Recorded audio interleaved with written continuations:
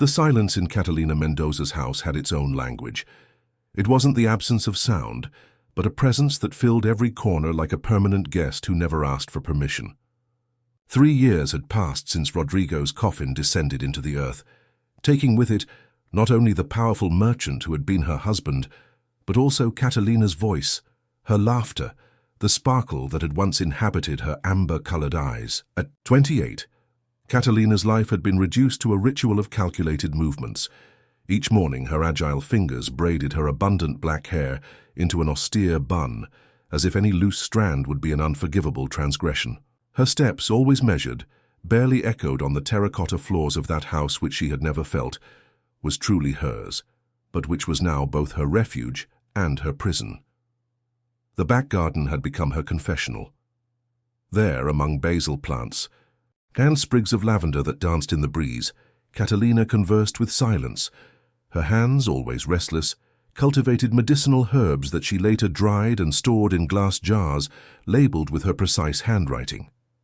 Sometimes she caught herself humming a forgotten melody, but immediately sealed her lips, as if joy were a betrayal to Rodrigo's memory. In the afternoons, by the window overlooking the cobblestone street, her fingers performed miracles on linen, fabrics. Embroidery had become her language, the only form of expression she allowed herself. Each stitch was an unspoken word, each embroidered flower a buried feeling. The inhabitants of San Miguel de Allende admired her work, but few stopped to look beyond the fabric, at the woman who seemed to have become a shadow of herself.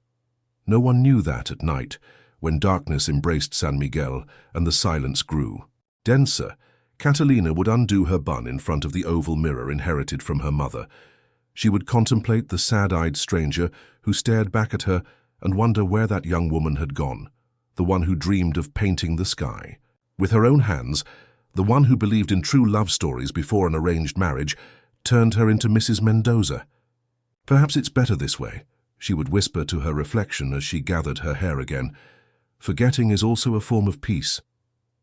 But her heart, that rebellious organ that refused to follow the rules of eternal mourning she had imposed on herself, beat with a question she didn't dare to formulate. Can a life wither completely before having truly blossomed? It was a Tuesday when San Miguel's rhythm subtly changed. The May air, dense and aromatic, foretold a storm that never came. Catalina was in her usual spot by the window, her fingers dancing over an embroidery of blue bellflowers, when a different sound interrupted the usual murmur of the street. The cadenced step of a horse, firm yet respectful, as if the animal understood the solemnity of the ancient streets. She looked up, more by instinct than curiosity, and something within her trembled like a guitar string when plucked. Mounted on, a bay horse whose coat shone under the sun like polished copper, a broad-shouldered man with a serene posture advanced with the naturalness of one accustomed to long roads. He wasn't wearing the typical attire of San Miguel gentlemen, but work clothes worn by use and time, denim pants, cotton shirt with sleeves rolled up to the elbows, and a wide-brimmed hat that cast shadows over his sun-bronzed face. What captured Catalina, however, wasn't his foreign appearance or the evident contrast he created with the colonial facades. It was his eyes. When the rider passed in front of her window, he looked up, almost as if he had sensed her presence behind the glass. Their gazes met in an instant that seemed to extend like spilled honey. There was in those brown eyes a tranquil depth, a gaze that didn't possess, that didn't demand, but simply acknowledged. Catalina's heart took an inexplicable turn. For a vertiginous moment, she felt seen, not as Rodrigo Mendoza's widow, not as an object of pity or speculation, but simply seen as the woman she was, with all the cracks and silences that inhabited her. Her fingers stopped over the embroidery, and the needle remained suspended in the air. The rider slightly inclined his head in a silent greeting that could have been simply courtesy, but to Catalina seemed to contain something more, an inexplicable complicity, as if they both shared a secret that neither of them knew. And then, as suddenly as he had appeared, the man continued his way down the street, leaving behind a trail of golden dust and a feeling of perplexity in Catalina. Her heart, which had learned to beat in silence for 3 years, now pounded strongly against her chest, reminding her that she was still alive. That night, while preparing a chamomile infusion in the solitude of her kitchen, Catalina found herself remembering those gentle eyes, that gaze that seemed to contain entire landscapes. She told herself it was foolishness, that San Miguel received foreigners every day, that the man was probably just passing through. However, before sleeping, she let her hair down more slowly than usual and allowed herself, for the first time, in a long time, to wonder about different lives, about paths she hadn't taken.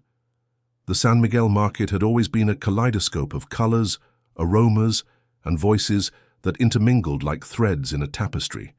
For Catalina, it represented a necessary but uncomfortable exit from her silent sanctuary. Every Thursday, with ritual precision, she wandered the stalls with her head slightly bowed, avoiding unnecessary conversations, buying only the essentials. The rest of the time she spent at her embroidery stall, where she exhibited her creations, with the same discretion with which she carried her mourning. That Thursday, however, something had changed within her. While placing her embroideries on the white tablecloth of her small stall, Catalina found herself searching through the crowd for a figure that shouldn't matter to her. She mentally reprimanded herself for such improper behavior. But her eyes, rebellious, continued to scrutinize every corner of the market. It was then that the cracked voice of Doña Remedios, the herbalist who occupied the adjacent stall, interrupted her thoughts. "Catalina, child, I have someone I want you to meet."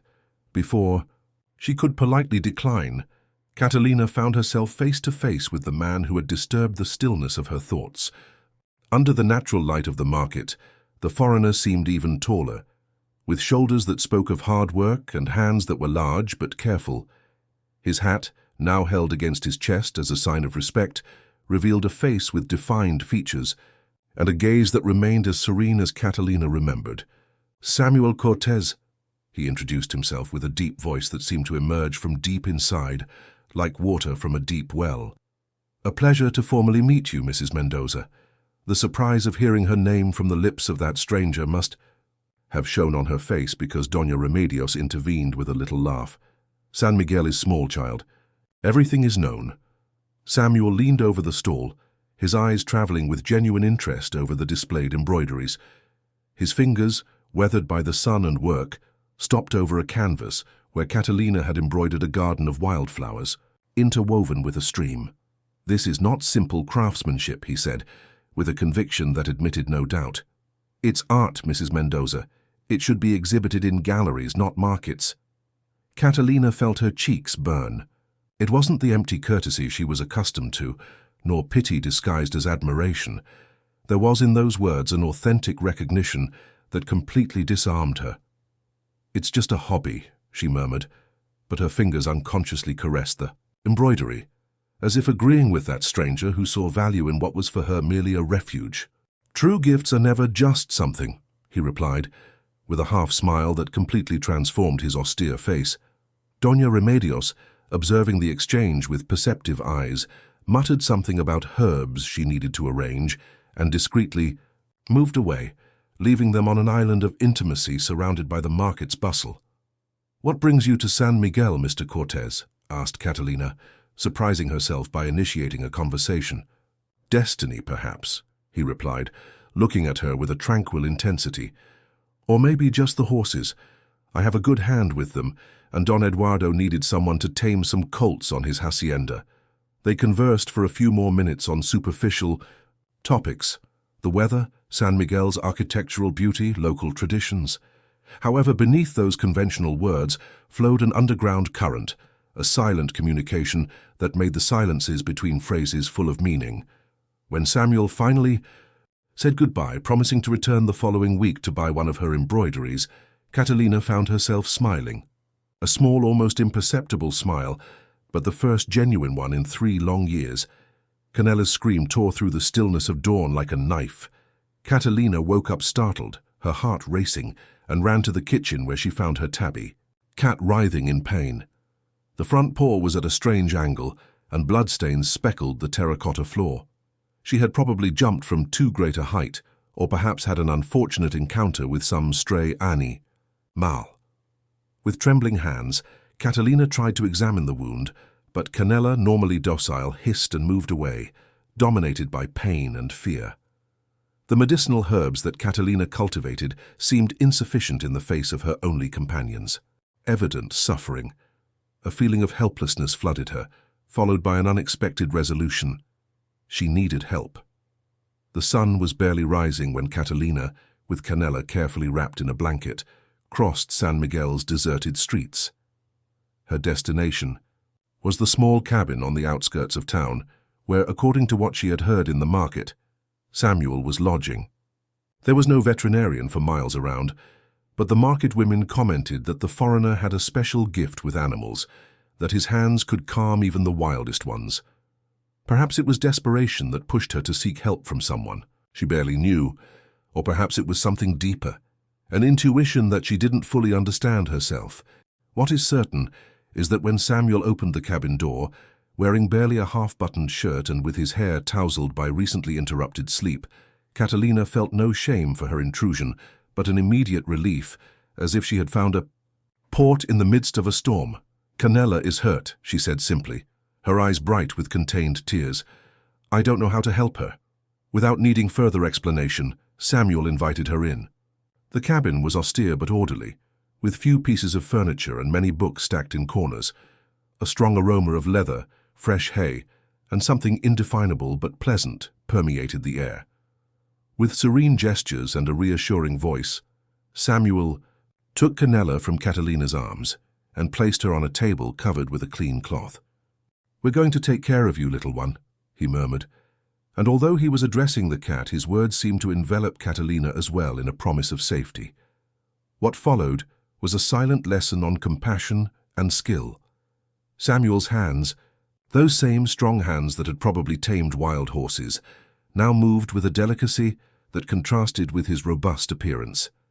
He examined Canella's paw, identified the dislocation, and with a precise yet gentle movement, relocated the bone to its proper place. The cat let out a meow of protest, but then surprisingly relaxed under the touch of those hands that seemed to know the secret language of pain. While bandaging the paw with strips of clean cloth, Samuel explained the procedure to Catalina in a low voice, as if intuiting that knowledge would help her feel less helpless. She observed, absorbed, the dance of those large and gentle hands, the certainty of his movements, and wondered how it was possible that there could be so much tenderness in someone whose life had probably been rough and difficult. "I've lived among animals all my life," Samuel explained, as if he had read her thoughts. "They taught me more about healing than any book." When he finally finished, Canella lay calm, her eyes half closed with relief. Catalina felt gratitude so intense it threatened to overwhelm her. "I should visit you both in a few days to check how she's progressing," suggested Samuel, as he cleaned his hands in a basin of clear water. "If that's all right with you, of course." Catalina nodded, unable to articulate how much that gesture meant to her. It wasn't just for Canella. It was for the way those hands had reminded her that gentleness still existed in a world that, for her, had become cold and distant since Rodrigo's death. Upon leaving the cabin, with Canella softly purring in her arms, Catalina paused a moment under the golden light of dawn. A strange but welcome sensation was expanding in her chest, the certainty that she had just crossed an invisible threshold, that something in her life was about to change. Samuel's first visit to Catalina's house occurred 3 days later, as he had promised. He arrived at dusk when the sun bathed the adobe walls in an amber light that made everything seem wrapped in honey. He brought with him a small sack of herbs that, he explained, would help reduce the inflammation in Canella's paw. The cat, as if remembering her healer, received Samuel with a purr and allowed herself to be docilely examined. Catalina observed the scene from the prudent distance she always maintained with visitors, but something in the naturalness with which Samuel moved through her living room, in the respectful way he touched each object, gradually relaxed her. "Canella will recover completely," he announced, stroking the animal's back with a satisfied smile. "She has an excellent nurse." It was then that Canella, in one of those unpredictable gestures so characteristic of cats, jumped from Samuel's lap and headed, limping slightly, toward the back door, as if inviting them to follow her. Without thinking too much, Catalina led her guest to the garden, that intimate space she rarely shared with anyone. The garden seemed to receive Samuel with the same seclusion with which it welcomed Catalina each morning. The evening light filtered through the branches of the old orange tree, projecting dancing shadows on the dark earth floor. The aroma of basil, rosemary, and lavender intermingled in an olfactory symphony that seemed to suspend time. "It's beautiful," murmured Samuel, and his voice contained a genuine admiration that made Catalina feel inexplicably proud. "It's my refuge," she responded, allowing herself to share a truth that she had never before uttered aloud. Samuel approached the herb beds, kneeling to examine more closely a plant with serrated leaves that grew vigorously next to a small pond. Artemisia, he identified, caressing the leaves with his fingertips. Good for calming female pains and healing wounds. Catalina looked at him surprised. Few men, especially in San Miguel, knew the names and properties of medicinal plants considered the exclusive domain of women. "My grandmother was a healer," he explained, interpreting her astonishment. "She taught me that the earth provides everything we need to heal if we know how to listen to it." Something in those words, in the reverent way they were pronounced, touched a deep fiber in Catalina. Without intending to, she began to show him her herb garden, the sage she cultivated for inflammations, the lemon balm for nerves, the calendula for burns. With each plant she named, her voice became more confident, her gestures more expressive. She was sharing not only knowledge, but parts of herself that had remained sealed for years. When the light began to fade and the first stars appeared in the San Miguel sky, they were sitting on the small stone bench under the orange tree, surrounded by the nocturnal song of crickets.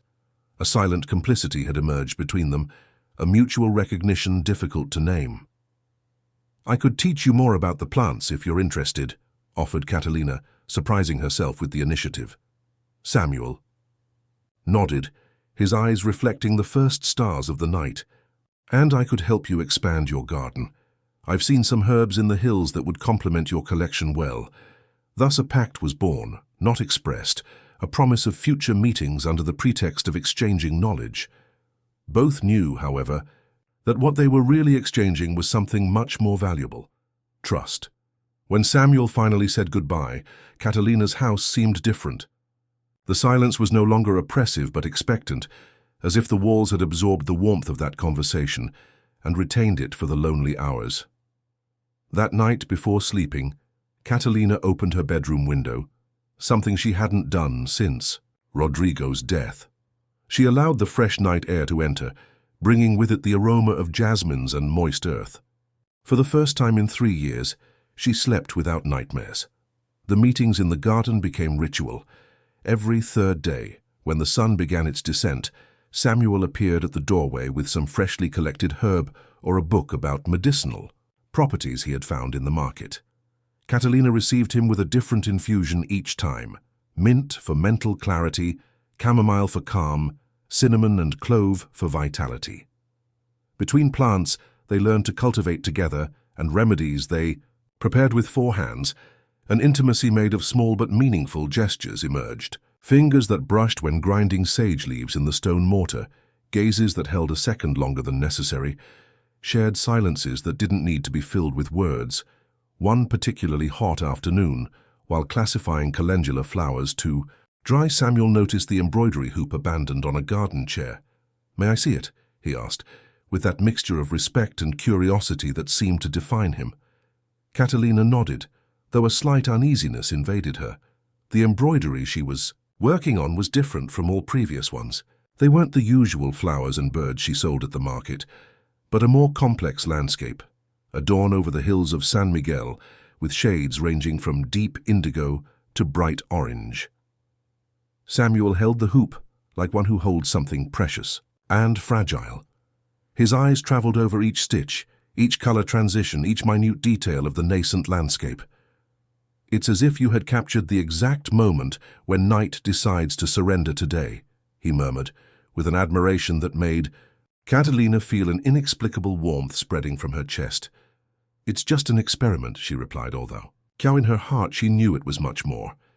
It was the first time she had embroidered something for herself, something that reflected not what others expected of her, but what she truly felt.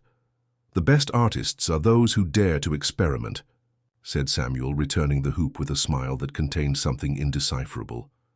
"It reminds me of the dawns in my homeland." Catalina hesitated a moment, but then dared to ask, "What is your homeland like, Samuel? You never talk about it." Veil of melancholy briefly crossed the cowboy's eyes. He removed his hat, a gesture that Catalina had learned to identify as a sign that he was about to share something important, and placed it on his knees. "It's beautiful in its own way. Arid hills that seem endless, skies so vast that sometimes you feel like you're going to fall upward. My family has had a ranch there for 3 generations. Do you miss them?" The question escaped her lips before she could contain it. Samuel remained silent for a moment, his eyes fixed on the horizon, as if he could see beyond the hills of San Miguel. "I miss what could have been," he finally replied. "My father expected me to take charge of the ranch, to follow in his footsteps, but I always preferred the company of animals to that of business. I wanted to be a veterinarian, to study, to learn to heal." He considered it a waste of time. He paused, his fingers playing distractedly with the edge of his hat. "We parted on bad terms. He thinks I chose a wandering life to avoid responsibilities. I know I chose freedom to find my own path." The vulnerable honesty of that confession moved Catalina beyond words. She recognized in his story the echo of her own silences, of her own renunciations. "Rodrigo was a good man," she said, surprising herself by mentioning her late husband, a topic she always avoided. "He respected me, gave me security, but there was never love, at least not the transforming kind. It was a marriage arranged between families. I was 19 and he was 45. When we married, the silence that followed wasn't charged with discomfort, but with a mutual understanding that could almost be touched. Both had lived trapped in others' expectations. Both knew the bitter taste of decisions made by others. Sometimes I think," continued Catalina, her voice barely a whisper, "that I've spent so much time being what others expected of me that I no longer know who I really am." Samuel extended his hand on the weathered wooden table, leaving it halfway between them. It wasn't an imposition or a demand, but an invitation. After a moment of hesitation, Catalina placed her fingers on his. The contact was brief but intense, like a silent current flowing between 2 shores long separated. "Perhaps," said Samuel with that deep voice that seemed to resonate directly in Catalina's heart, "it's not about discovering who you are, but allowing yourself to be who you've always been, beneath all those layers of expectations." Those words floated in the evening air like a promise, like a possibility that Catalina had never considered, that of reinventing herself not from scratch, but from the truth that had always beat within her. San Miguel de Allende was a town of stone and secrets. The cobblestone streets not only resonated with steps and hoofbeats, but also with whispers that traveled from doorway to doorway, from market to church, weaving an invisible network of rumors and speculations. A young widow and a foreigner sharing. Afternoons in a closed garden could not go unnoticed for long. Catalina perceived it first in gazes that were averted when she entered the bakery, in conversations that were abruptly interrupted as she passed by. Then came the excessively formal greetings, the seemingly innocent questions about her tenant or her garden helper. Each word masked a judgment, each condescending smile hid a condemnation. One Tuesday, while selecting fabrics in the haberdashery for a new embroidery, she clearly heard the nasal voice of Doña Pilar, a widow like herself but 20 years older, whispering to another customer, "It's indecorous. The appropriate mourning period hasn't even passed, and she already has a foreigner coming and going from her house as if it were his own. What would poor Rodrigo say if he raised his head?" Catalina felt the blood drain from her face.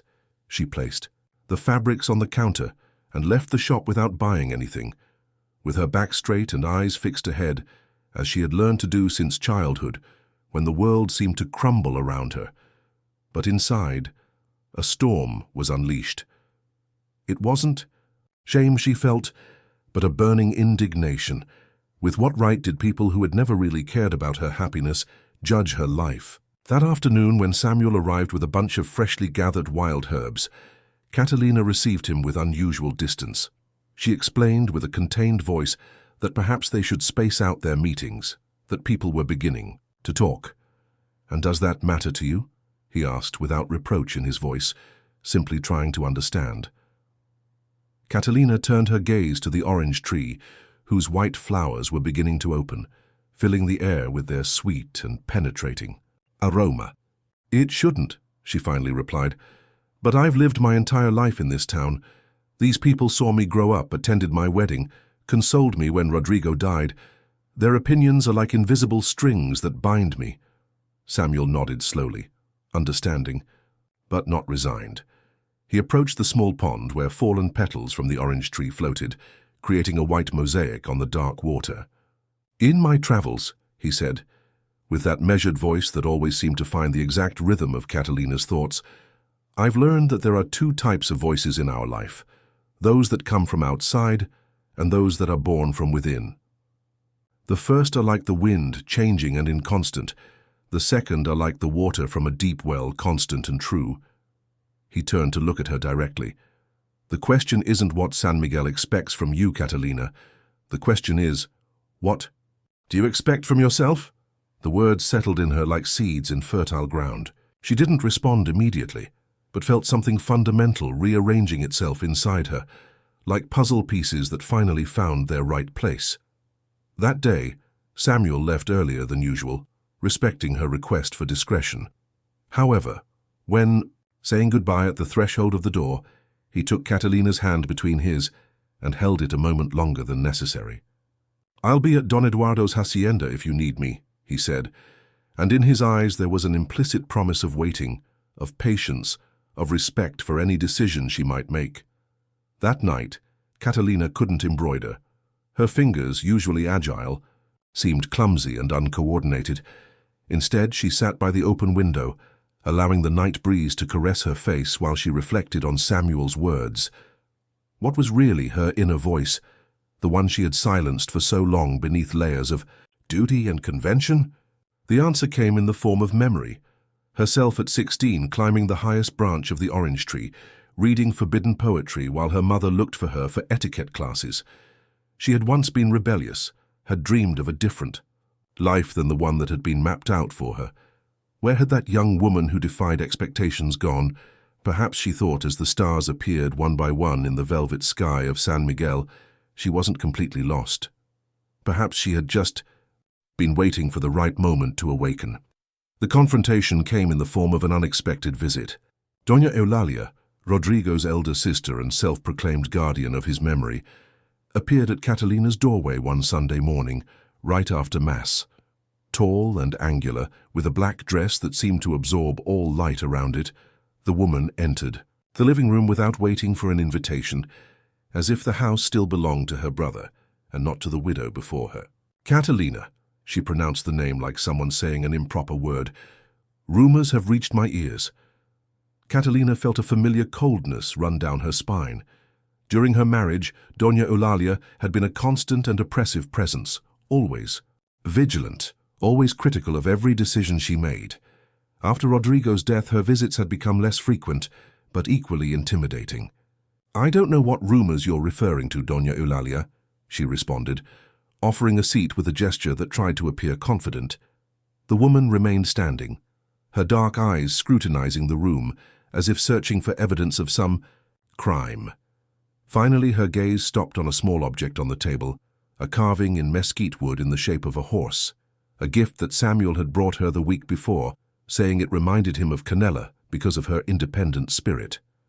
"I'm referring," she said, pointing at the carving with disdain, "to that northern cowboy who comes and goes from this house as if it were his own.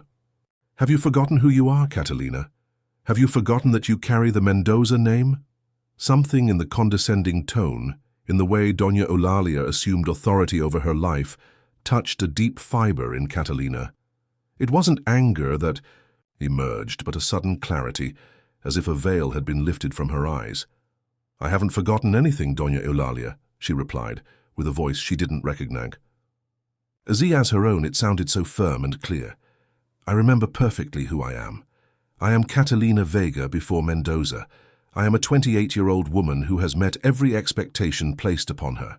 I've been an obedient daughter, a respectful wife, and an impeccable widow. I've given this family and this town 3 years of silence and seclusion." She approached the table and took the small wooden horse in her hands, feeling its rough texture like an anchor to present reality. "And now," she continued, holding the penetrating gaze of the older woman, "I allow myself the right to have a friend, a man who respects my house and my person, who shares knowledge of herbs with me and helps me in the garden. If San Miguel considers that a scandal, perhaps the problem isn't in my actions, but in the eyes that judge them." Doña Eulalia seemed to shrink momentarily, not accustomed to the timid Catalina standing up to her. However, she recovered quickly, and her thin lips tightened into a line of disapproval.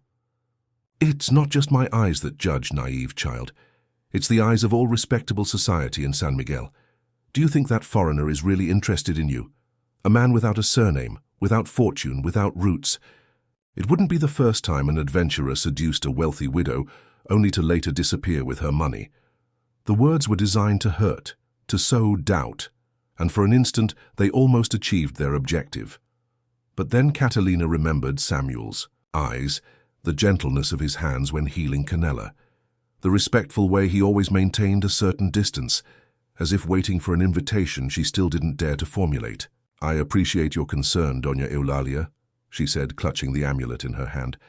"But I know Samuel's heart better than you will ever be able to know it, and I know my own, which has been asleep for too long. I don't owe you explanations about my friendships, but out of respect for Rodrigo's memory, I assure you that nothing improper has occurred in this house." The mention of her brother seemed to momentarily disarm Doña Eulalia, who finally sat on the edge of an armchair, as if suddenly the weight of her years overcame her. "My brother left you well provided for," she said in a last attempt to maintain her influence. "But remember that his will includes clauses about appropriate behavior. The Mendoza family has friends in high places, even among local authorities." It was a barely veiled threat, and both women knew it. But instead of intimidating her, those words only reinforced the determination that was growing in Catalina, like a plant that finally finds the sun after years of shade. "If you decide to legally question my right to my husband's inheritance for having friends, Doña Eulalia, that will be your path. Mine will be to continue honoring Rodrigo's memory in my own way, living with the dignity and kindness he always valued in me." When Doña Eulalia finally left, with the implicit promise that that conversation would have consequences, Catalina remained standing in the empty room, the small wooden horse still clutched in her hand. She examined it carefully, its rough but expressive lines, the inclination of its head that suggested pride and freedom. Slowly she brought it to her lips and placed a soft kiss on the carved forehead of the animal. From that moment on, she decided, that simple wooden carving would be more than a gift. It would be a reminder that life, like that figure, could be rough and imperfect, but also strong and authentic. That night, before sleeping, Catalina didn't gather her hair as she always did.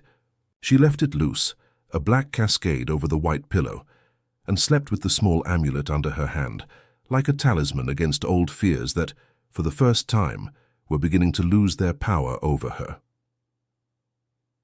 The morning after Doña Eulalia's visit, Catalina woke up with a strange sensation, as if during the night something fundamental had changed within her. She got up before dawn, when San Miguel still slept under a mantle of fading stars, and lit all the lamps in the house, illuminating corners that had remained in half-light for years.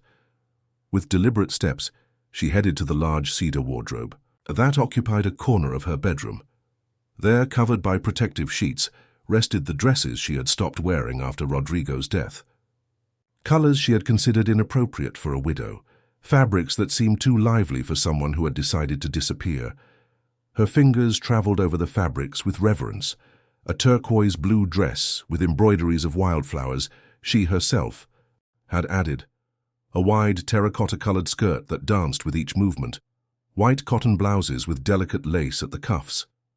They were simple garments but full of life, so different from the somber gray and black dresses she had adopted as a mourning uniform. Without allowing herself to doubt, Catalina took the blue dress and spread it on the bed like a declaration of intentions. Then she went to the dressing table, another space she had avoided confronting completely. The oval mirror inherited from her mother returned an image that surprised her. She had expected to see the same pale, downcast-eyed woman she had become, accustomed to being, but instead found bright eyes, slightly rosy cheeks, and an air of determination she didn't remember possessing before. With ritual movements, she untied the braid that had kept her hair controlled during the night and allowed the black curls to fall freely over her shoulders. She ran her fingers through them, remembering how Rodrigo had never seen them like this, always gathered in severe buns since the day of their wedding. It was a small rebellion she had allowed herself only in the intimacy of her bedroom, even during her marriage. "Catalina," she whispered to her reflection, as if introducing herself to a stranger, "who are you really?" The question hung in the air as she prepared for a day she felt would be different from all previous ones. She dressed in the blue outfit, which fit her body as if it had been designed for her at that precise moment, not years ago. She left her hair loose, barely gathered at the sides with two small mother-of-pearl clips, another reminder of her mother. And for the first time in 3 years, she opened the small chest where she kept the only makeup item she preserved, a natural lip tint made from rose petals and beeswax. The result wasn't scandalous or flashy, but for someone accustomed to the austerity of her widow's appearance, it represented a significant transformation. It was as if the young Catalina, the one who had been suspended in time the day she met Rodrigo, had finally found her way back. Satisfied, she descended to the kitchen and prepared an unusually elaborate breakfast. Scrambled eggs with herbs from her garden, freshly made tortillas, beans, and a mint and cinnamon infusion. She ate with appetite, savoring each bite as if it were the first after a long fast. Then, with the small wooden amulet secure in her skirt pocket, she made a decision that would surprise all of San Miguel. She would go to the market on Thursday, the day of greatest attendance, dressed in blue and with her hair loose. The sun was already high when Catalina closed her house door behind her. The cobblestone streets shone under the golden morning light, and the air carried aromas of freshly baked bread and fresh flowers. Some neighbors who were sweeping their doorsteps stopped mid-movement upon seeing her pass, but Catalina didn't slow her pace or lower her gaze. For the first time in years, she walked with her head held high, aware of each step, each breath, the way the blue skirt waved around her ankles. The market was bustling with activity when she arrived, vendors proclaiming their products, women haggling prices, children running between the stalls. For an instant, Catalina felt that she couldn't breathe. It was as if the world were too big, too noisy and colorful after years of self-imposed seclusion. But she breathed deeply, clutched the amulet in her pocket, and continued forward. Gazes followed her from the moment she set foot in the plaza. Whispers, gossip, gestures of surprise barely disguised. Mendoza's widow, the always discreet and proper Mrs. Catalina, walking through the market as if she were any woman, as if eternal mourning weren't her obligation. Catalina felt the weight of those gazes, but for the first time she didn't bow under them. While selecting fresh fruits, while smelling bunches of cilantro and touching new fabrics for her embroideries, a certainty grew within her. Others' opinions only had the power she decided to grant them. It was then that she saw him.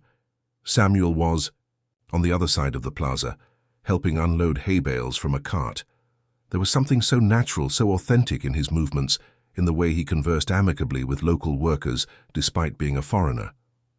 Catalina stopped, observing him, without pretending to hide. As if feeling her gaze, Samuel looked up. The impact of seeing her thus transformed was evident on his face. His eyes widened, his hands stopped mid-movement, and a slow smile of pure admiration spread across his features. There was nothing in that gaze of the lust or calculated interest that Doña Eulalia had insinuated. It was simply recognition, as if he were finally seeing the real Catalina, the one he had intuited beneath layers of conventions and drilling. Without consulting reason, letting herself be carried by an impulse born from the deepest part of her, Catalina crossed the plaza toward him. The murmurs intensified, but they sounded distant, insignificant compared to the beating of her heart. When she reached Samuel, something inside her recognized that she had found her way back to herself, and that this man of gentle eyes and gentle hands had been merely the catalyst for an awakening that had always been waiting to happen. It was an ancient tradition in San Miguel. On the eve of the Day of the Dead, women gathered to elaborate paper flowers that would adorn the graves of their loved ones. Hands worked while tongues loosened, weaving stories and memories along with the delicate petals of crepe paper. Catalina had never participated in these gatherings during the years of her mourning. She preferred to create her own flowers in the solitude of her house, away from compassionate gazes and uncomfortable questions. But that year the invitation from Doña Remedios came as an implicit challenge. Would Mendoza's widow, now the object of all rumors, dare to present herself among the respectable women of the town? The answer arrived one October afternoon, when Catalina appeared at Doña Remedios's doorway with a basket full of brightly colored crepe paper and freshly sharpened scissors. Conversations momentarily stopped when she entered the patio, where a dozen women were already working around a long, wooden table. Some greeted her with genuine warmth, others with forced courtesy, and a few, among them Doña Pilar, didn't even raise their eyes from their flowers. Catalina took a seat at one end of the table, next to Mercedes, a newly married young woman who had not yet adopted the rigidity of the town matrons. With agile fingers, she began to cut patterns in the intense red paper, shaping petals that she would later assemble into marigolds, traditional for the offerings. During the first hour, she worked in silence, listening to the conversations flowing. Around her, gossip about the pharmacist's daughter who had eloped with a musician, prices of fabrics that had inexplicably risen, plans for the celebration of the patron saint. The normality of those chats was strangely comforting, as if by being included, even from the margins, Catalina was recovering part of her belonging to the community.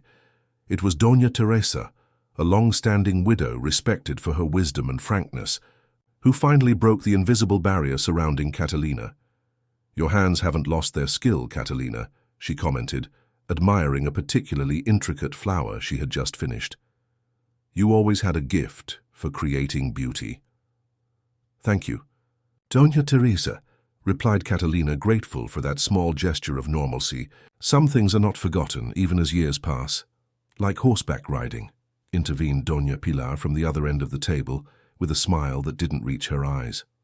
"Or recognizing the difference between a gentleman and a adventurer. The poor." Silence that followed was dense, charged with tension. All the women present understood the barely veiled allusion to Samuel. Catalina felt the blush rising to her cheeks, not from shame but from indignation. Before she could respond, however, it was Doña Remedios who took the floor. "My late husband, may he rest in peace, used to say that true gentlemen are recognized, not by their surname or fortune, but by how they treat those who can offer them nothing in return." She made a significant pause. "I've seen that adventurer help old Josefa with her sick donkey, without accepting even a peso in return, and spend the night caring for newborn colts at the hacienda when no one else wanted to do it." Several heads nodded, and the atmosphere seemed to relax slightly. Catalina directed a grateful look at the old woman, who winked at her with complicity. The hands continued working, transforming simple paper into exuberant flowers that seemed almost real. As the afternoon progressed, Catalina found herself sharing folding techniques she had learned from her mother, occasionally laughing at a particularly funny anecdote, feeling that something that had been broken for a long time was beginning to heal. It was near sunset when Mercedes, the newly married young woman, asked for her help with a particularly complex flower. While Catalina showed her how to fold and twist the paper to achieve the desired effect, the young woman whispered, "You shouldn't worry so much about what they say. My grandmother says that San Miguel always needs something to talk about, and that if it weren't you and the foreigner, it would be the mayor's daughter and her new hat." Catalina smiled at the simplicity of that observation. There was wisdom in the young woman's words, a refreshing perspective that relativized the importance of rumors.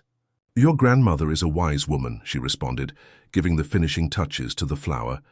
"And so are you, Mercedes."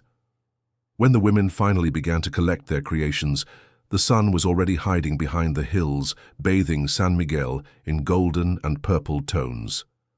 Catalina had crafted more than 24 flowers, some traditional and others of her own design, that combined embroidery techniques adapted to paper.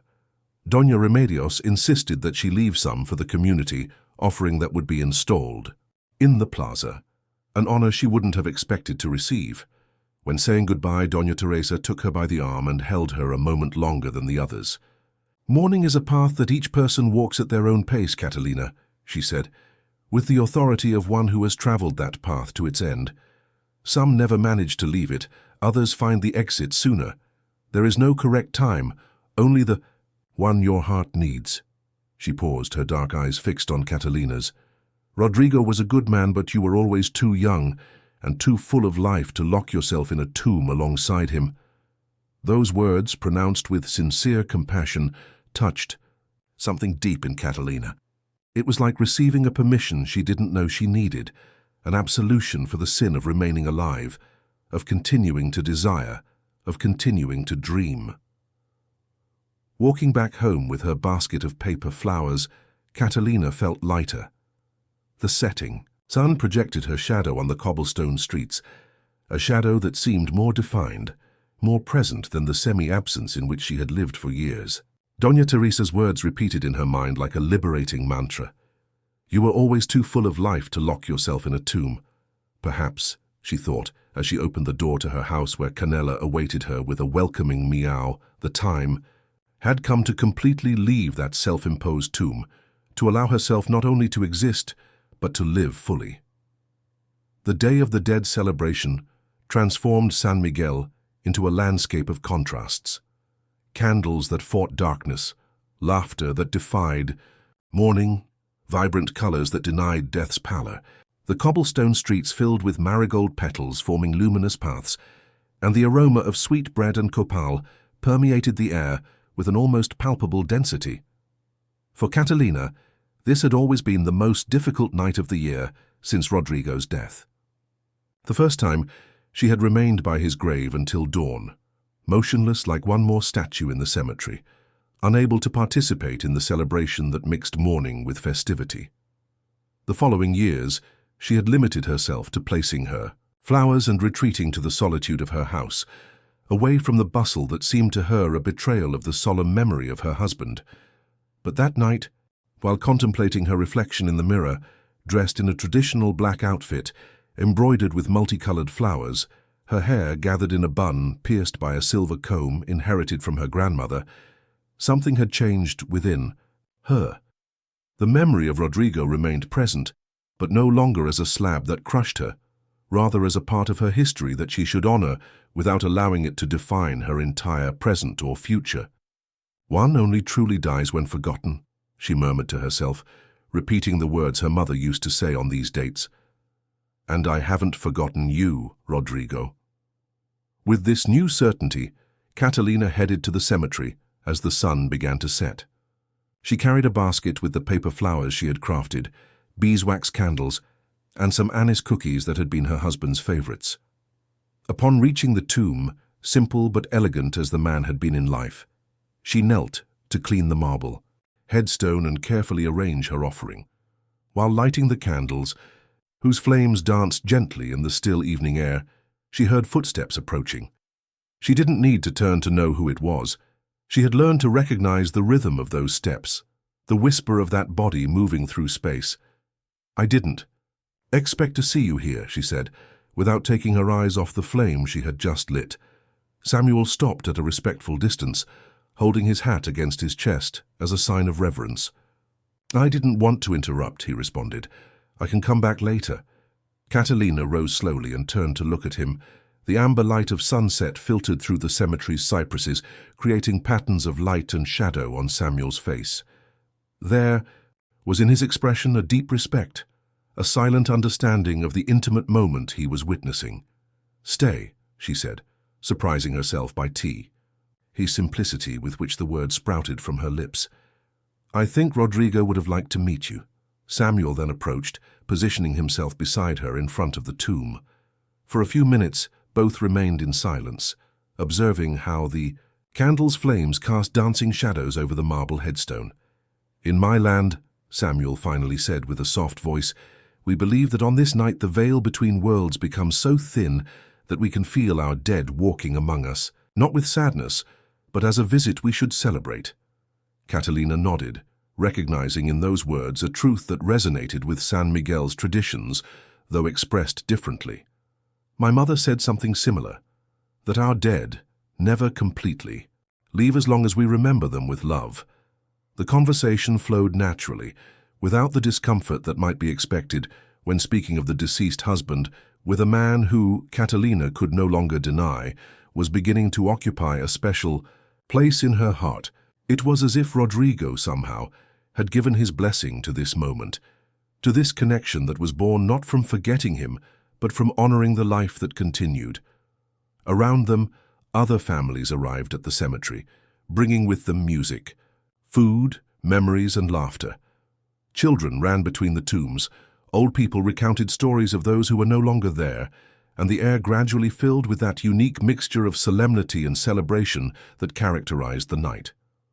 "Would you dance with me?" Samuel suddenly asked, extending his hand toward her. The question took her by surprise. A few meters away, a group of local musicians began to play a traditional melody, slow and melancholic. Here, Catalina looked round, aware of the curious gazes they would surely attract. "Here," confirmed Samuel, his eyes reflecting the candlelight, "where your memories and your present can meet without conflict." There was something so profoundly right in that proposal that Catalina couldn't refuse it. She placed her hand on Samuel's, feeling the warmth of his palm, the gentle firmness of his fingers, as they interlaced with hers. With slow and respectful movements, they began to dance next to Rodrigo's grave. It wasn't an elegant waltz like those danced in ballrooms, but something more elemental, more honest, the simple swaying of two bodies finding a common rhythm, the silent communication of two souls recognizing each other in the half-light of a cemetery full of life. As they danced, Catalina felt something releasing inside her, as if the last chains of a too-long mourning finally dissolved. She wasn't betraying Rodrigo by allowing herself to feel again. She would be betraying him if she denied the life he had always wanted for her, even after his departure. The shadows projected by the candles seemed to dance with them, elongating and contracting with each turn, with each step. And in that play of light and darkness, in that liminal space where the living honor the dead by celebrating life, Catalina understood that she had found her way back, not to who she had been before, but to who she was destined to be now. December. Arrived in San Miguel wrapped in mantles of morning mist and starry nights. The streets were adorned with luminarias, and the aroma of fruit punch and tamales filtered under doors. It was the season of posadas, when homes opened to receive neighbors and strangers in recreation of Mary and Joseph's pilgrimage. Catalina's house, which for 3 years had remained closed to any celebration, began to transform subtly. First came small details, new curtains in warm colors that replaced the austere raw linen ones, pots with red poinsettias in the doorway, the aroma of cinnamon and clove escaping through the now frequently open windows. The neighbors noticed the change. Some commented with disapproval, others with curiosity, and a few, especially the younger ones, with secret admiration. Mendoza's widow was transforming not only her appearance, but also her environment, as if the house itself awakened from a long lethargy along with her. Samuel had become a constant but respectful presence. He helped Catalina reorganize heavy furniture, repair leaks in the roof, prune the orange tree that had grown uncontrollably. His strong and skillful hands returned life to forgotten objects, a wooden rocking chair that now occupied a privileged place in the doorway, an old trunk transformed into a coffee table, garden tools that shone again with use. It was during one of these shared projects, the creation of a small greenhouse to protect medicinal plants during cold nights, when the transformation of the house reached a culminating point. They worked together under the winter sun, Samuel assembling the wooden structure, while Catalina selected which herbs they would transfer first. "I was thinking," he said, carefully measuring a cedar board, "that we could expand the pond in spring. With some flat stones around it, it would be a good place to sit on hot afternoons." Catalina paused, a pot of mint in her hands, surprised not by the suggestion itself but by the naturalness with which Samuel spoke of the future, as if his presence in that garden months later was a shared certainty. "Will you be here in spring?" she asked, trying to make her voice sound casual while her heart accelerated its rhythm.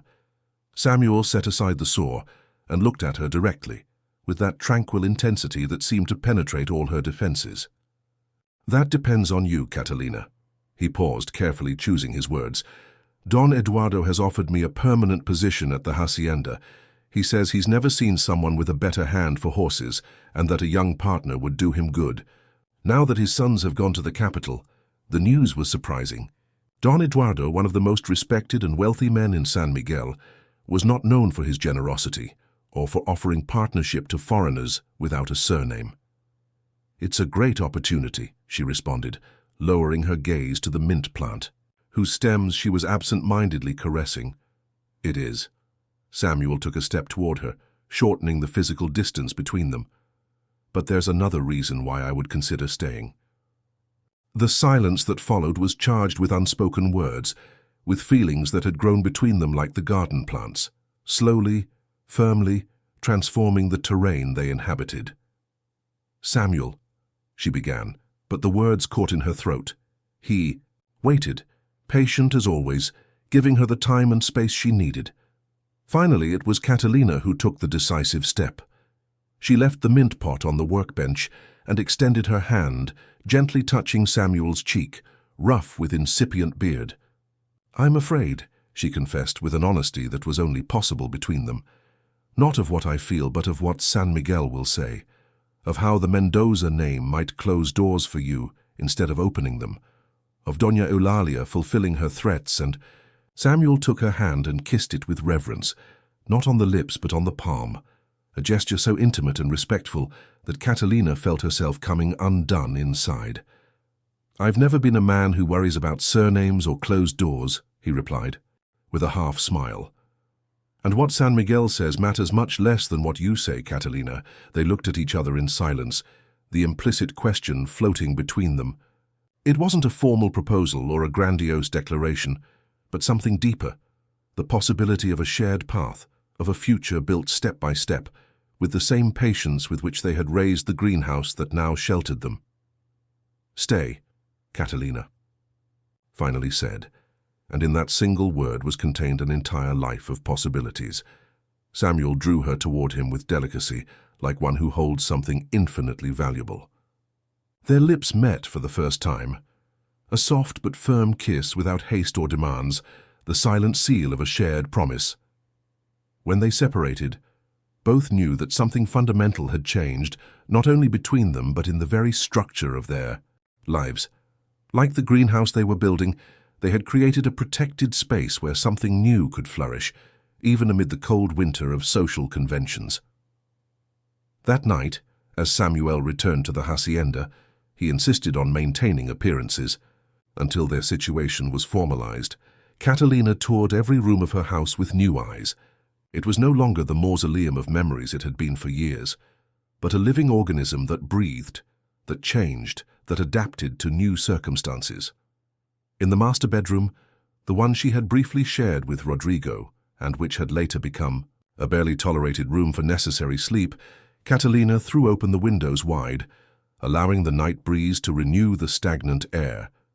Then, with deliberate movements, she removed Rodrigo's portrait from the bedside table and placed it on the dresser, in a place of honor but no longer of constant vigil. "I will always respect you," she whispered to the portrait as a final farewell not to the man, but to the mourning that had defined her life. "But it's time for both of us to rest." That night, she slept deeply, without nightmares or startles, while the house seemed to sigh around her, as if it too were freeing itself from a long and heavy silence. The announcement of the engagement between Catalina Mendoza, respectable widow, and Samuel Cortez, foreigner cowboy now partner of Don Eduardo, fell upon San Miguel like an unexpected storm in the dry season. There were reactions for all tastes: indignation among traditional matrons, surprise among merchants, discreet approval among young people who saw in that union a victory of the heart over conventions. Doña Eulalia, as was to be expected, fulfilled her threats. She sent letters to local authorities suggesting a review of her late brother's will, and even tried to have the parish priest refuse to officiate the ceremony. But the time of her influence had passed. Don Eduardo, with his social and economic backing, openly declared himself in favor of the couple, and even the mayor, who had experienced Samuel's skills firsthand when he saved his favorite mare during a difficult birth, expressed his support. Catalina observed this small social revolution with a mixture of amazement and serenity. Sitting now in her favorite spot in the garden, next to the expanded pond just as Samuel had suggested months ago, she worked on what she considered her masterpiece, a tapestry that captured not only her personal history, but the very essence of San Miguel.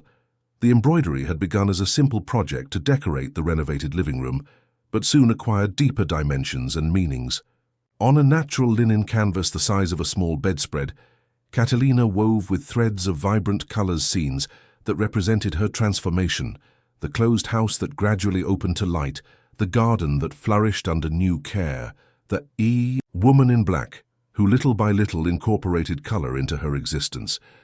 At the center of the tapestry, however, were neither she nor Samuel, but the town itself: the plaza with its kiosk, the church with its twin towers, the cobblestone streets, with their houses in earthy colors. It was as if Catalina wanted to convey that her personal story, though significant to her, was just a thread in the broader fabric of the community that, despite its judgments and restrictions, had also sustained her during her darkest moments. "It's extraordinary," said Samuel one afternoon, observing the progress of the embroidery with genuine admiration. "You should exhibit it when it's finished." Catalina smiled, grateful for the constant support he provided, for the way he valued her art not as a simple feminine pastime, but as a legitimate expression of creativity. "Maybe," she replied, adjusting an indigo-colored thread that represented the night sky over the plaza. "But the most important thing is that it remains as a testimony, for us, for those who come after." The phrase contained an implicit promise that didn't go unnoticed by Samuel. Although they hadn't openly discussed children, she was 28, an age that in San Miguel was considered late for motherhood, both harbored the hope of their own family, of continuing together the path they were just beginning to travel. The tapestry grew under her skillful hands, so did the acceptance of their relationship in the town. The same neighbors who had initially whispered behind their backs now greeted them naturally when they walked together through the plaza, or even invited them to family celebrations. It wasn't that everyone had changed their opinion. Doña Eulalia and her close circle maintained their disapproval, but life in San Miguel followed its course, and yesterday's novelties became part of the daily landscape. One afternoon, while Catalina worked on the last details of the tapestry, a bay horse at the edge of the canvas, small but unmistakable, she heard the sound of hooves approaching.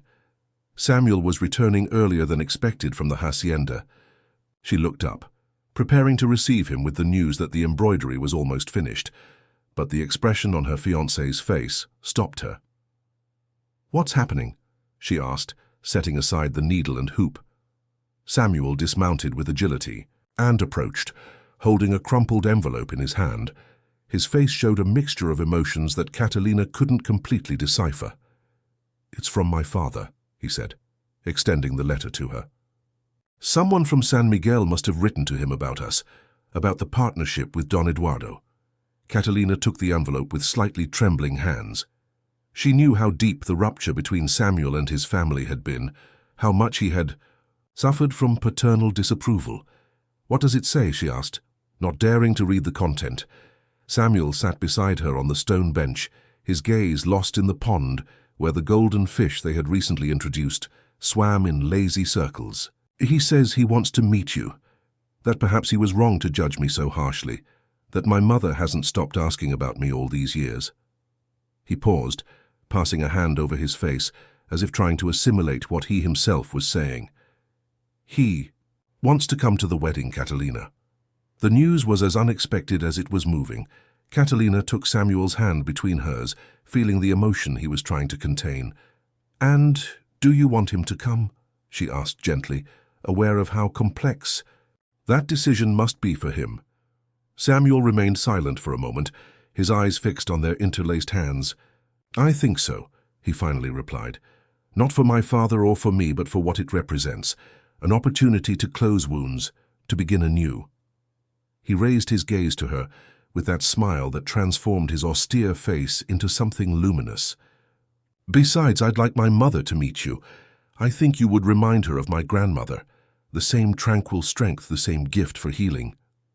Catalina leaned in and kissed Samuel tenderly, sealing in that gesture a shared promise, that of building together not only a future, but also a reconciled past, where old wounds could finally heal.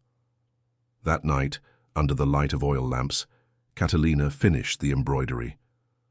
The last detail was a small female figure, with her back to the observer. With black hair loose in the wind and her hand extended toward the horizon, where the sun, embroidered with gold thread she had reserved for this special occasion, began to rise over the hills of San Miguel. It wasn't simply her self-portrait. She understood while contemplating the finished work. It was the image of all women who had found the courage to redefine themselves, of all widows who had learned to live again, of all hearts that, after the winter of mourning, had dared to bloom once more. The wedding day dawned clear and cool, one of those perfect May days that San Miguel seemed to reserve for special occasions. The ceremony would not be in the main church.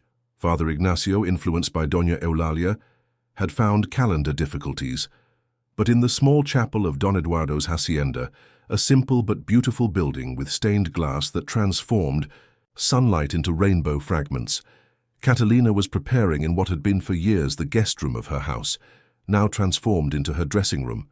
She had chosen not to use the master bedroom that day, reserving it for when she returned not as Mendoza's widow, but as Cortez's wife. The dress, work of her own hands, was a statement of intentions, not the traditional white that would have been inappropriate for a widow, nor the sober beige that convention suggested for second nuptials, but a deep blue like the sky at dusk, embroidered with small silver flowers that caught the light with each movement. It wasn't a conventional bridal gown, but it was perfectly her, dignified yet vibrant, respectful of the past, but decidedly oriented toward the future. While Mercedes, who had become her closest friend among the young women of the town, helped her arrange her hair, loose, barely gathered at the temples with small fresh flowers, a knock at the door announced an unexpected visit. Doña Teresa, the widow respected for her wisdom, entered with slow but firm steps, carrying a small carved wooden box. "I've come to bring you something, child," she said with that deep voice that years had made even more profound. Alone, rather. She opened the box and extracted from it a lace shawl so delicate that it seemed woven by spiders in the moonlight. It was an antique white, almost creamy, with complex patterns that spoke of countless hours of patient work. "It was my grandmother's, and her grandmother's before her," she explained, extending the shawl with reverent hands. "I have lent it to every bride in San Miguel who has demonstrated true courage, and you, Catalina, have demonstrated more courage than most, facing not only gossip, but also your own fears." Catalina, moved beyond words, bowed her head so that Doña Teresa could place the shawl over her shoulders. The garment seemed to have a life of its own, adapting to her figure, as if it had been created specifically for that moment. "It's beautiful," she murmured, feeling not only the physical but also the symbolic weight of that shared legacy. "Something borrowed, something old," smiled Doña Teresa. "May it bring you the same happiness it brought to all who wore it before." Mercedes, excited to be a witness to that moment, hurried to complete the tradition. "The dress is new, and this," she said, taking from her pocket a small hairpin with a turquoise inlaid, "is something blue that will complement your dress. It was my mother's, but she insists you wear it today." Thus, surrounded by the tangible affection of women who had gone from judging to supporting her, Catalina completed her preparation. When she finally looked at herself in the full-length mirror that Samuel had restored for her, She barely recognized the woman who gazed back, serene yet radiant, dignified yet free, with a beauty that was born not from perfection, but from authenticity. "You're ready," declared Doña Teresa, with the certainty of one who has seen many lives unfold and recognizes crucial moments. And not just for the wedding. The journey to the hacienda was like a small, improvised parade. Although Catalina had planned to go discreetly in the carriage that Don Eduardo had sent, she found San Miguel's streets surprisingly crowded for that time of morning. Neighbors who casually came out to sweep their doorsteps, children who ran alongside the carriage throwing wildflowers, even merchants who interrupted their tasks to bow their heads in a respectful greeting. San Miguel, Catalina understood with a mixture of amazement and gratitude, was in its peculiar way giving her its blessing. Not unanimously. She could see Doña Eulalia watching from her balcony with a stony expression, and some windows remained decidedly closed to her passage, but yes, mostly, with that community generosity that could be as suffocating as it was comforting. The chapel was decorated with simplicity, wildflowers in clay vases, pure wax candles in wrought iron candlesticks, and Catalina's tapestry occupying a place of honor on the back wall, visible to all attendees. The light filtering through the stained glass created an almost magical environment, as if the space itself participated in the celebration. When Catalina entered on the arm of Don Eduardo, who had offered to accompany her in the absence of her deceased father, the small chapel was already full. Not only with the close friends they had invited, but with many inhabitants of San Miguel who had found a way to attend, some out of curiosity, others out of genuine affection. But Catalina barely noticed the congregation, her eyes immediately fixed on Samuel, who awaited her next to the improvised altar. He wasn't wearing the formal suit that Don Eduardo had offered him, but an improved version of his usual clothes: impeccable white shirt, worked leather vest, dark pants, and polished boots. His hat rested respectfully in his hands, and his face, usually austere, lit up with a smile that spoke of admiration, respect, and a love that needed no grandiose words to express itself. Next to him, an older man with the same firm posture and the same brown eyes observed Catalina with respectful curiosity. No introduction was needed. It was Samuel's father, arrived from the north to witness the union that had begun as a disapproval, but now represented a possibility of reconciliation. The ceremony was brief and heartfelt. The priest, a Franciscan, friar friend of Don Eduardo, blessed the union with simple words that spoke of shared paths, mutual support in difficult times, the ever-present possibility of beginning anew. There were no mentions of female obedience that had characterized Catalina's first wedding, but an emphasis on equality and mutual respect. When the time came to exchange vows, Samuel took Catalina's hands between his, that gesture that had become their particular form of communication. His words were few but powerful. "Catalina, I promise you a home where your voice will always be heard, your talents always valued, and your freedom always respected. I promise you days of shared work and nights of sincere conversation. I promise that, whatever happens, your dreams will be as important to me as my own."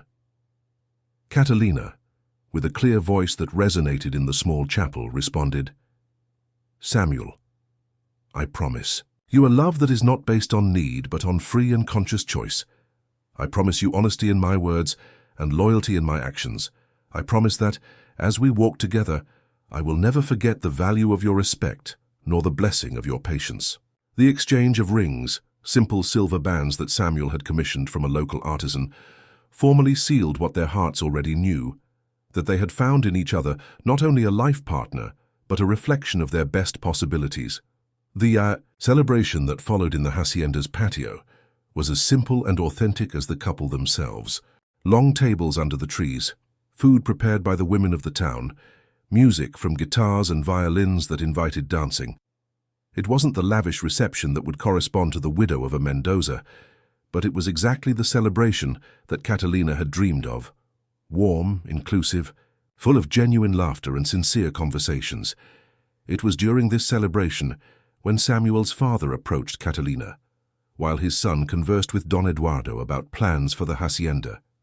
"My wife would have been proud," said the man with that same deep voice his son had inherited, "to see him happy, settled, doing what he always loved." "I would have liked to meet her," Catalina replied sincerely. "She was like you," continued the man, with a gaze that contained both regret and hope. "Strong but kind, stubborn when she believed in something. She never completely forgave me for driving Samuel away from our lives." He paused, as if searching for the right words. "Perhaps you can help me repair what I broke through pride." It was a humble request, an acknowledgement of past mistakes that Catalina couldn't ignore. She extended her hand to her father-in-law, a gesture of peace that went beyond words. "We have time," she simply replied. "We're all learning to begin anew." The afternoon was advancing toward dusk, tinting San Miguel with that golden light that seemed to bless the tile roofs and church towers.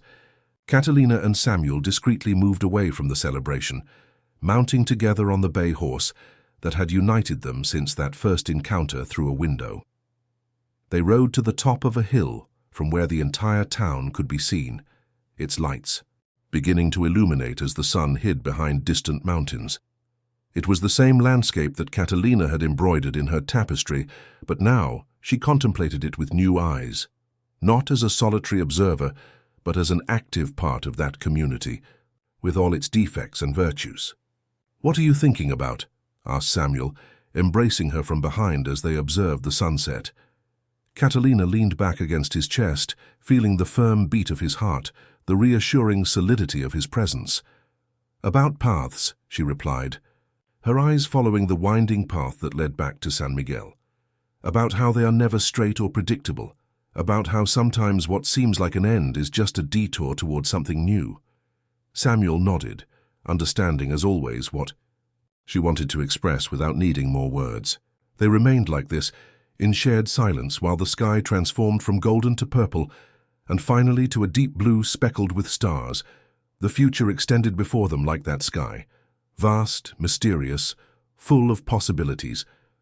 There would be difficult days, no doubt, moments when San Miguel would judge again, when old wounds would try to reopen, when life would test the strength of what they had built together. But now, under that starry sky that had witnessed so many beginnings and endings, Catalina knew with certainty that she would no longer walk alone, and that certainty she understood as they slowly returned toward the celebration that continued. In the distance was the true gift, not the rescue by a foreign cowboy as malicious tongues would suggest, but the discovery of her own capacity to be reborn, to choose to weave with threads of diverse colors, a tapestry of her own, a unique design that wasn't determined by what others expected of her, but by what she herself chose to create. While the horse descended with sure steps along the path to San Miguel, Catalina observed the town's lights multiplying in the growing darkness. Each illuminated window was a story, each door a possibility. The town that had once been her self-imposed prison now revealed itself as a broad canvas where she and Samuel could paint their own existence. "When I was a child," she whispered, her voice mixing with the soft sound of hooves on the earth, "my grandmother told me the legend of a bird that was reborn from its own ashes. I never really understood what it meant until now." Samuel gently squeezed her hand, that silent gesture that between them was worth more than 1,000 words. He didn't need to explain to her that she felt like that mythical bird, that she had gone through the fire of pain and solitude to emerge renewed, stronger, more authentic. Upon reaching the town limits, they saw that some people from the celebration had come out to wait for them with small lit lanterns, creating a path of light that guided them back. Among them was Mercedes with her frank smile, and Doña Remedios, whose hands, knowledgeable of herbs and destinies, now held wildflowers for the bride. "For you to plant in your new garden," said the old woman, handing her a bouquet of seeds, wrapped in corn husks. "Because what grows together has stronger roots." Catalina accepted the gift with gratitude, recognizing the ancestral wisdom in those simple words. It was true.